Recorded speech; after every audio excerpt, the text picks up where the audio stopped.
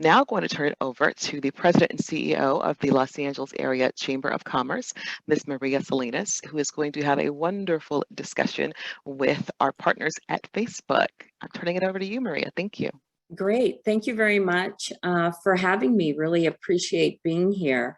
And to everyone, again, a real pleasure to be here and to be part of this program and such important topics.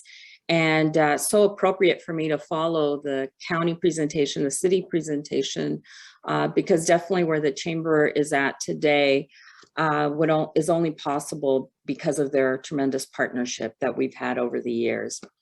So I am Maria Salinas, the President and CEO of the Los Angeles Area Chamber of Commerce. We serve the business community for the Los Angeles region.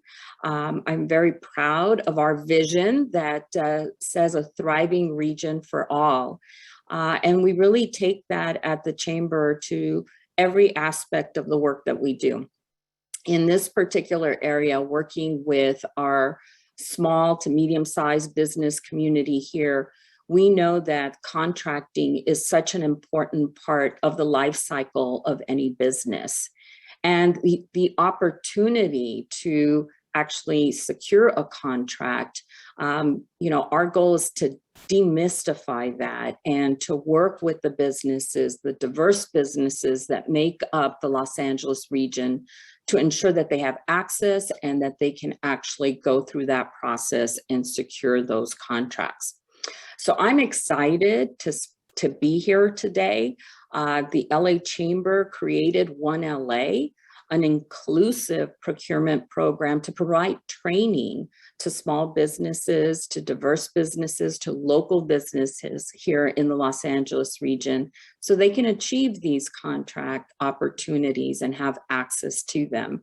I think for the LA Chamber, being able to represent many private businesses that have really important goals, growth goals around procurement, we were the perfect place for this type of program. And we've seen so many small businesses take advantage of that. And with partners like the county and the city of Los Angeles, it's been a real success for us to see that some of the small businesses that have gone through the program to actually achieve the contract. One of the things that we say at the chamber, it's not about the training, it's actually about being able to say, yes, we secured a contract. So very excited to have a deeper conversation with partners here at the chamber. In a moment, I will introduce Lemesia Butler from the Chamber's Partner in Inclusive Procurement, the Facebook's Global Supplier Diversity Division.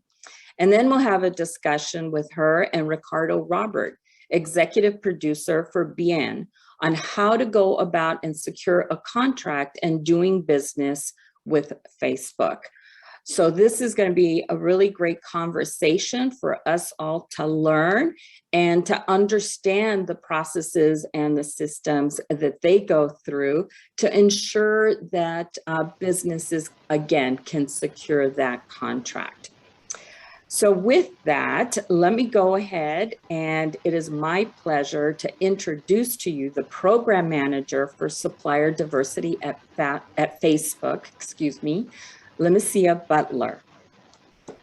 Hello, everyone. My name is Lemesia Butler, as Maria said, and good morning, Maria.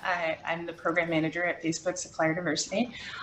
What that means in short is that I am responsible for helping businesses, and our entire team is responsible for helping businesses do business with Facebook, as well as the people in the communities that those businesses are connected to. So we work not only within trying to make sure that procurement opportunities happen for diverse suppliers.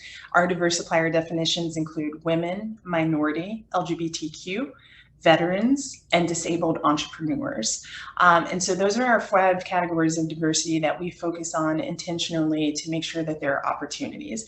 We're also very interested in making sure that there are community connections, and I'll get a little bit into that with some of the questions. But we pride ourselves in having some outstanding suppliers. We could not do the work that we do without them. And I just have to say, like, a personal note, like, you're totally speaking my language, because the entire reason I got into supplier diversity, kind of going a throwback to the previous presentation, was actually from Super Bowl. So previously I worked on supplier diversity for Super Bowl 50 in the Bay Area, and then I also ran supplier diversity for Super Bowl LI in Houston, which is my hometown. And so were it not for Super Bowl, I actually would not have learned even more about supplier diversity and wouldn't be in this job today. So it holds a very special place in my heart to combine all of those things that I love. And then again, one of the things I love most is just how we work with suppliers. So in our mission, the work that we do could not be done without diverse suppliers. And so I'm very excited to have Ricardo Roberts of BN on. BN is just one of our great suppliers who does a number of work and things across Facebook. And so I will let Ricardo introduce himself as well. Yeah, good morning, everyone. Lamicia, thank you so much for that awesome intro. I really appreciate that. So my name is Ricardo Roberts, and I'm the executive producer at Bien. And Bien is, simply put, a motion design studio. So we do animation typically on the advertising side and promotional side. So we don't do entertainment-based stuff, cartoon-based stuff, although sometimes I wish we did. That sounds fun. But we have the grand fortune of working with Lamicia and her team and others within Facebook. And hopefully I'm able to answer some questions, give some insight, provide some value on kind of our particular journey as we jump into this. So thank you so much for having me, and good morning, LA. Wonderful. Well, thank you both for your comments. We're going to go ahead and jump in with some questions, but I just have to say, you know, when you speak about Super Bowl and so many events, I mean, I think that's how we were all inspired when I hear, you know, the previous presentations, and even at the chamber, just knowing the opportunities that are coming over the next couple of years. You know, the question we have to answer for ourselves: how do we make sure that our businesses, our local businesses, can participate in that? So I really appreciate the work that everyone is doing, because the more that we, you know, do training and do these discussions, the more we can get our small businesses to learn about jumping into that contracting opportunity.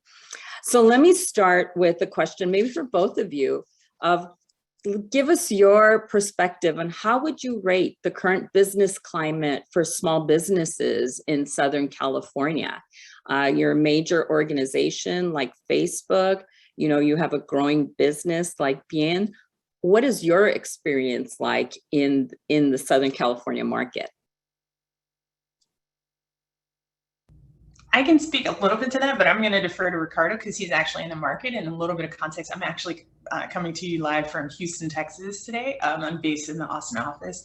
But I think in general, what we're seeing across the United States and also across the globe is just a resurgence and just a comeback from COVID. We've seen a lot of businesses who have changed the way that they do business. They've rethought their work. Some of them have been inspired and tried new business lines. And so I don't think that that's unique just to what's happening in Southern California.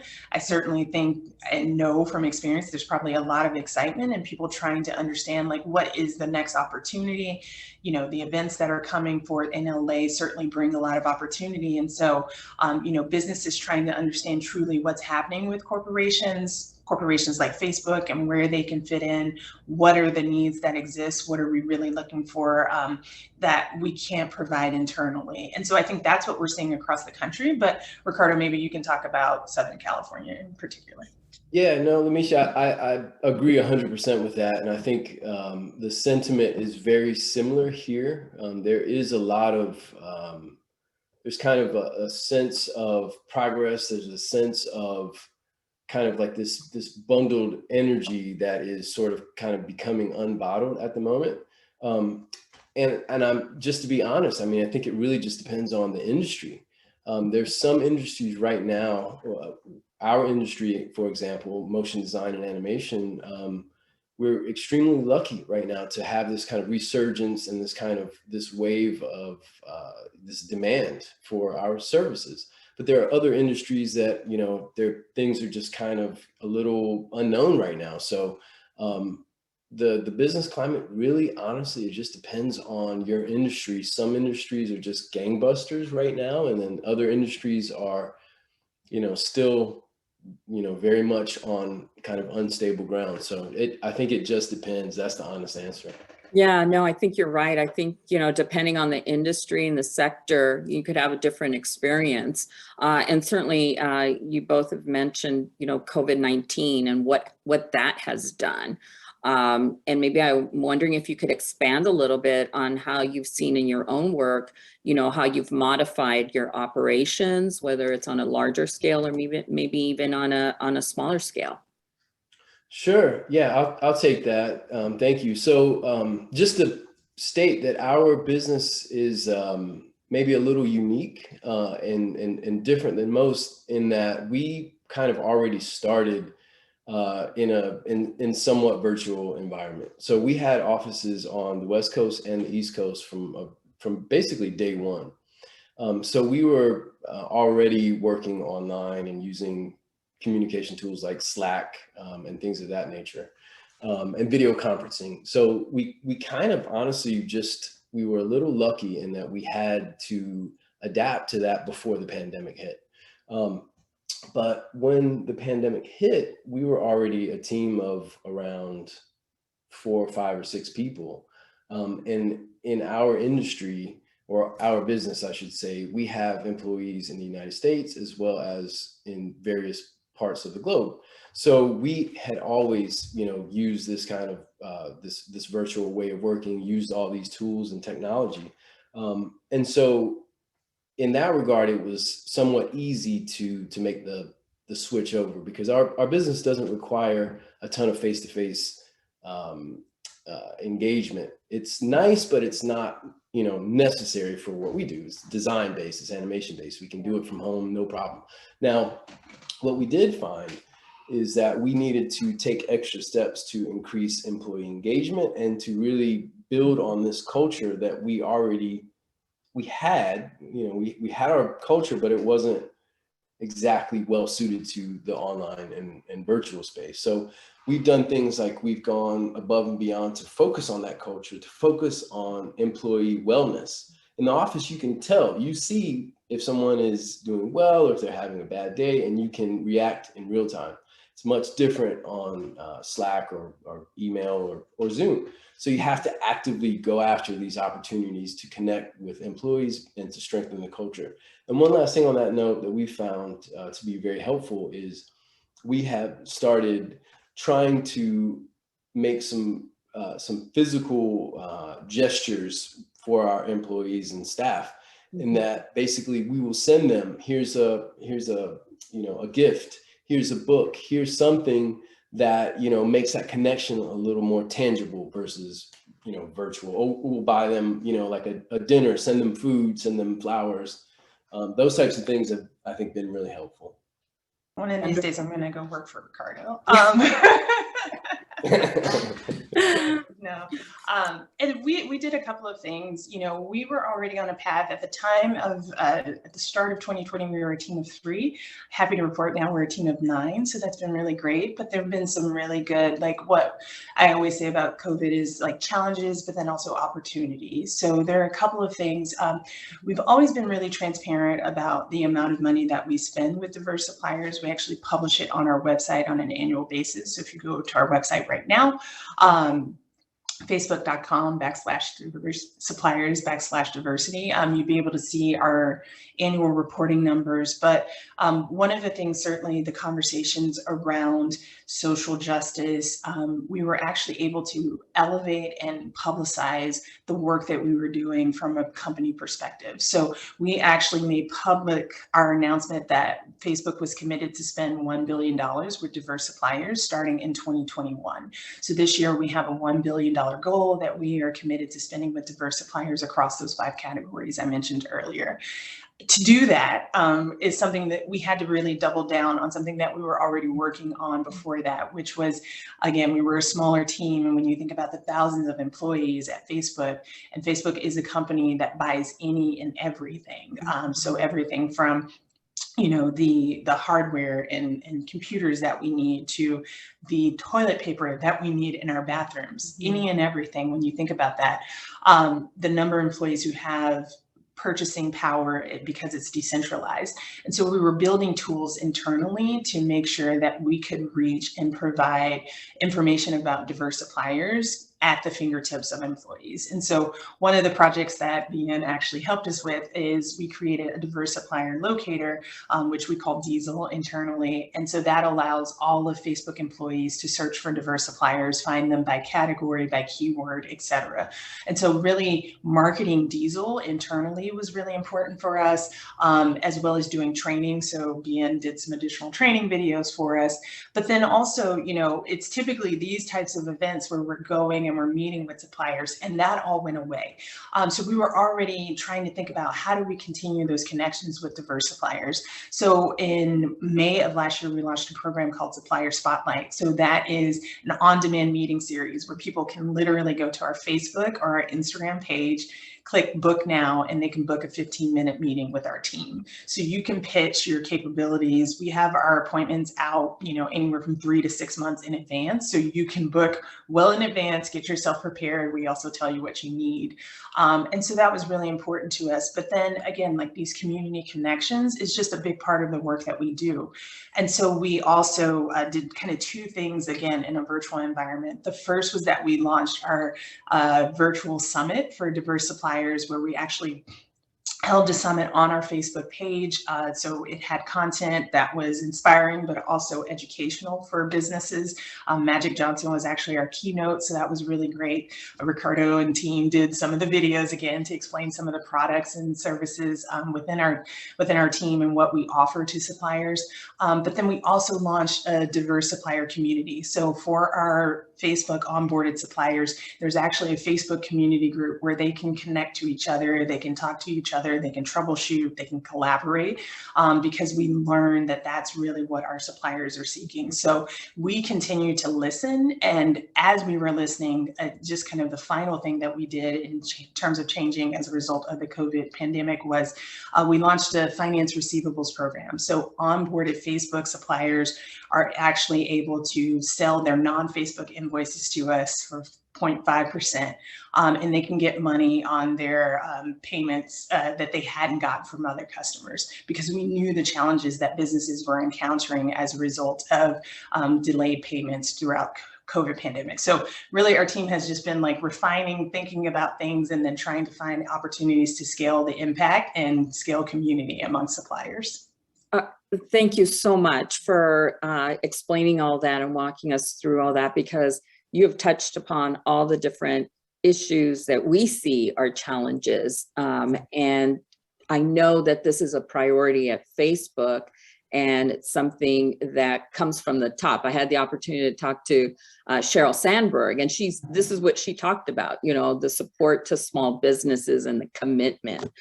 So thank you for that, for going into a little detail on that. And I know that the link to your diversity supplier was posted in the chat. So if anyone's interested, you can go take a look at that. But let me follow up then a question for you, Ricardo, because you're a subcontractor, and I'm sure that took time and process and probably some hurdles to overcome, maybe some pitfalls. Maybe you could talk to us about that. What was that journey like in working with Facebook? What advice would you have for other businesses that would want to go through that same process? And maybe how did that impact the growth of your own business? Maybe we could talk about that as well. You could share that a little bit. Yeah, absolutely. So I want to back up. I want to kind of start with a story to give everyone this perspective and this kind of like just context around what it takes. So our business started in 2017, and we immediately knew we wanted to be NMSDC certified as a minority-owned business. So we got certified, and our first big step, our first big company expenditure was to go to the conference in Austin. And, we kind of went in wide-eyed and, just like, wow, this is amazing. It's great to be here. All this great opportunity. I met with maybe 40, 50 people on that day. It was a very dreary November day in Austin. It was drizzling, and it was just a specific, feeling in the air. And I remember towards the end of the day, just kind of feeling like, well, what's going to come of this? I'm meeting a lot of people. How's this going to benefit me? Is it going to benefit me? Is it worth the time to be here, the expenditure, et cetera?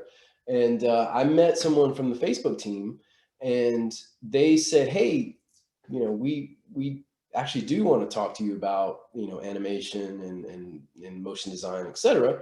And I want to introduce you to a gentleman named Jason. So I said, okay, great. Meet here at this time. And I came back, I met Jason, and he was just extremely engaged, very personable, very down to earth.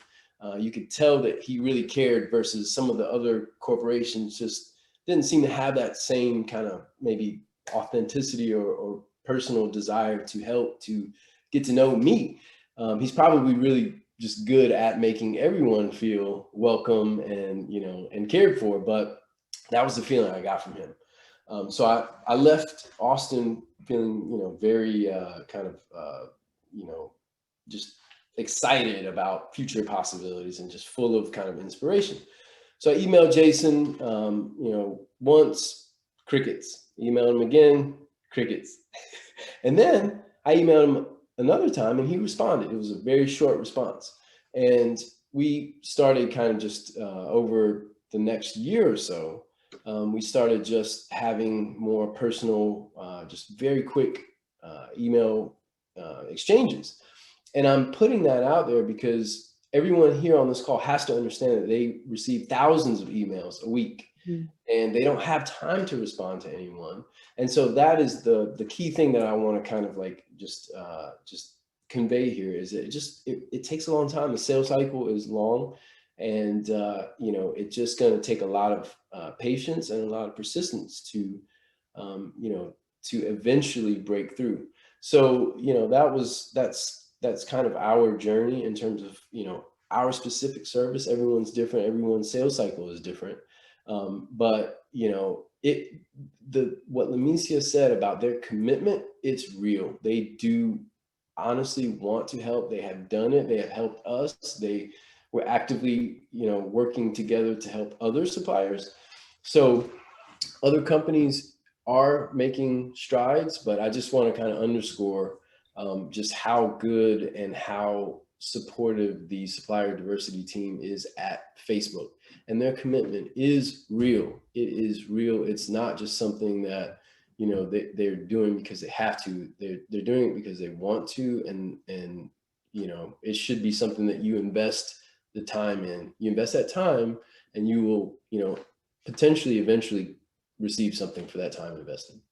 When you talk about investing the time, that's so important because it is follow up. It is, understanding documents, I would imagine. And you said your business started in 2017. Mm-hmm. How's that going? How is your business grown given the fact that you're a subcontractor? Yeah, it's been amazing. I mean, like I mean, we're just so grateful and honestly a little blown away by, how lucky we have been and how much opportunity has been, given to us by Facebook. And I just want to say too, just as a tip, if you start reaching out to these different corporations, you will quickly need to identify who to focus on. Obviously, it depends on what service you provide, but you will know very quickly when you start emailing people, some will never respond to you. And those are the people, you just don't want to, engage much more, put energy into that. But then you'll find some that do respond. So you have to be very selective and strategic about where to place that energy and that time. As a small business owner, we all know that time is a very precious commodity. So, just keep that in mind. But we have been, extremely lucky, and we've grown tremendously. And we owe a lot of our success to to this particular engagement that we have, with Facebook. Very inspiring. Thank you for sharing that with us. I think that, you hit on some really great points for other businesses that are maybe looking for that opportunity. So thank you for sharing that. Lamicia, maybe we can get back to you and talking about, I know you talked about how you support small business, but are there any specific programs at Facebook that, as a prime contractor, whether it's in training or what other programs do you guys work on to assist some of those businesses like Ricardo's? Yeah, so in addition to the things I mentioned, I'll dig a little deeper on some of the things that I mentioned. So Supplier Spotlight is something that's offered not only for our onboarded suppliers, but prospective suppliers. And so sometimes those opportunities actually become like an opportunity for us to just coach business owners and talk to them a little bit more about their work and just also give them a broader perspective beyond Facebook. That's one of the perspectives that we try to bring. Even in encouraging certification, we try to tell suppliers, don't just think about getting it for Facebook, think about the doors that it opens for other businesses who only want to work with certified suppliers. At Facebook, it's not a requirement for you to be certified, but we highly, highly encourage it. So if you're not certified, we do encourage you to get certified. Those are conversations, and hopefully they're somewhere. If you're in the comments, just give us a shout out. But I actually heard from a business called Work Hero who came through our Supplier Spotlight group a couple of months ago, almost a year ago, and they just followed up and said, you know what, just that conversation was really helpful for us in terms of what we're doing for white papers this year. And so that's an opportunity for you to hear from us, get your advice. Sometimes what we share may not be, what you want to hear, to be quite honest, but we're going to be as transparent and forthcoming as possible because we really care about your business, even if you're not the right fit for Facebook. And then the other thing that we also do, we're a part of a group called TechScale. And so this is a nonprofit organization made up of volunteers and that are represented by supplier diversity professionals within the tech industry. So a number of the big name companies that you anticipate you probably have sitting on on your desk somewhere in front of you, if you can imagine those companies. So we work in partnership with them about advancing and scaling the efforts of TechScale and tech companies for supplier diversity. And so that's really important for us. To make sure that we are able to collaborate with other companies who are trying to advance supplier diversity.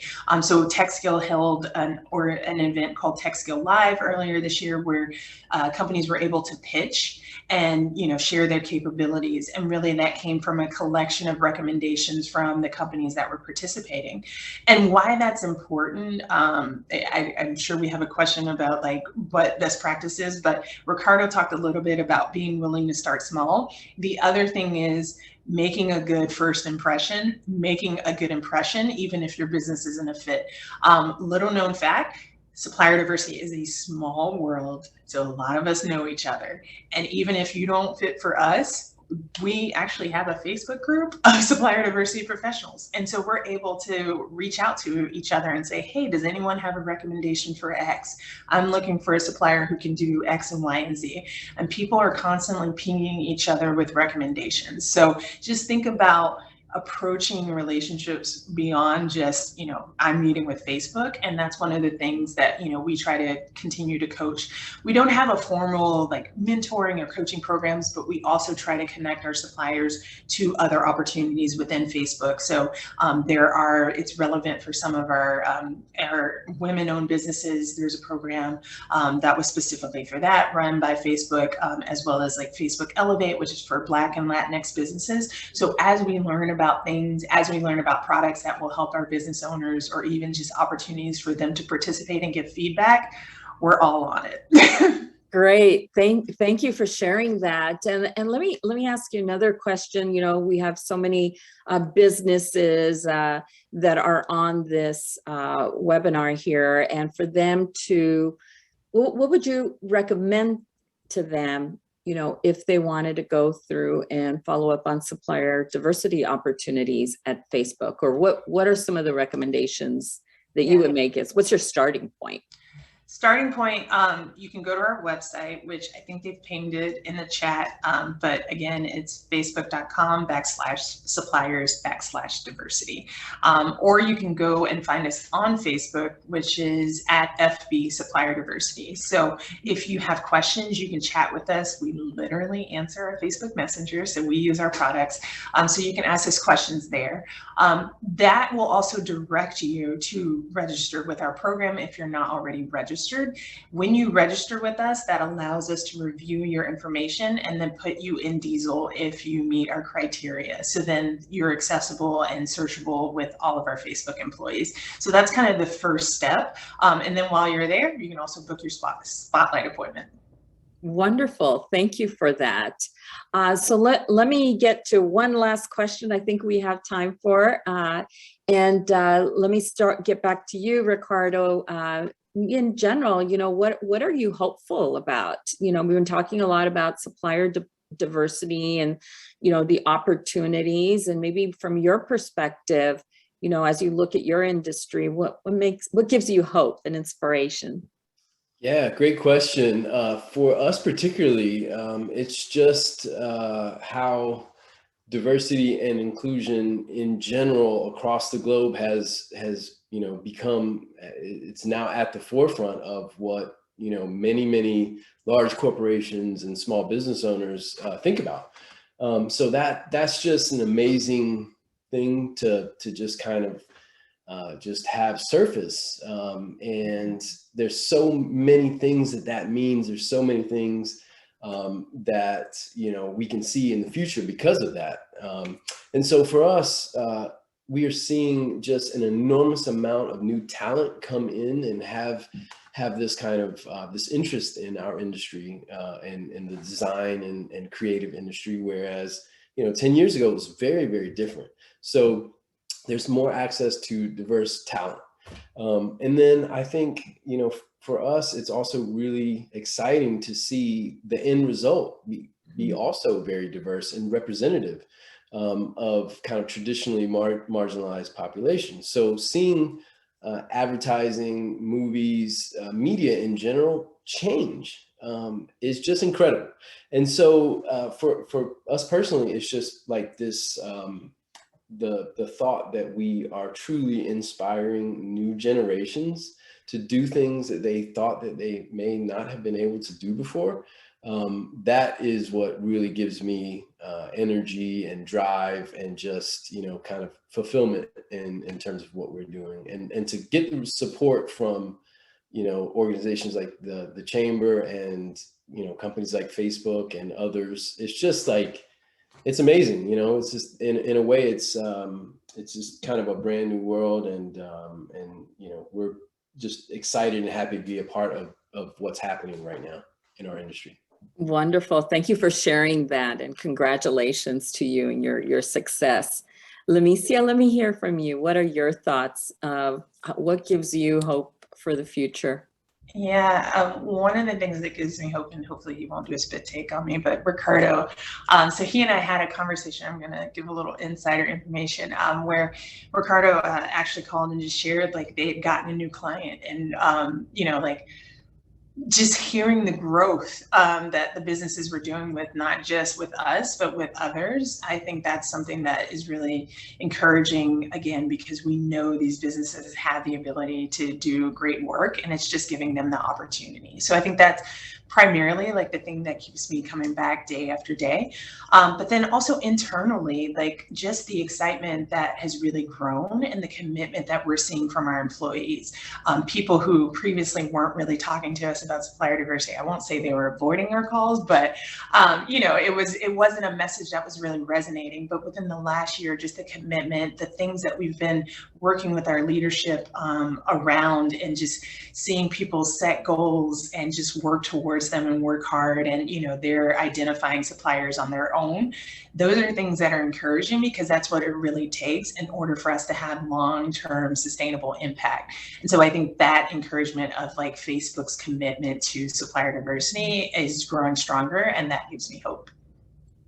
Thank you. Thank you so much for sharing that. The two of you have just been amazing, just very inspirational to me. And so I can only imagine the audience that is listening to you here. So thank you so much for sharing that commitment from Facebook. Lamicia, your work is so important. Ricardo, you're a great example and an inspiration to others to see what you have done and, to show others that it's possible. This is what we work for at the Chamber, to make these type of connections, and there's a lot that is involved there, through training and mentorship and, a lot of commitment that is needed from so many organizations. But we are seeing an uptick in that, and we're so excited for that. And you guys are just an example of what's possible. And so thank you very much. This brings us to the end of this session. So thank you so much, Lamicia. Thank you, Ricardo, for sharing. And I know that I do want to invite everyone. There will be a workshop following this session where you can continue to ask questions to others from Facebook, as well as folks from the Chamber and other experts that can help answer questions with regard to the supplier diversity aspect that we just talked about. So thank you all for participating in this session.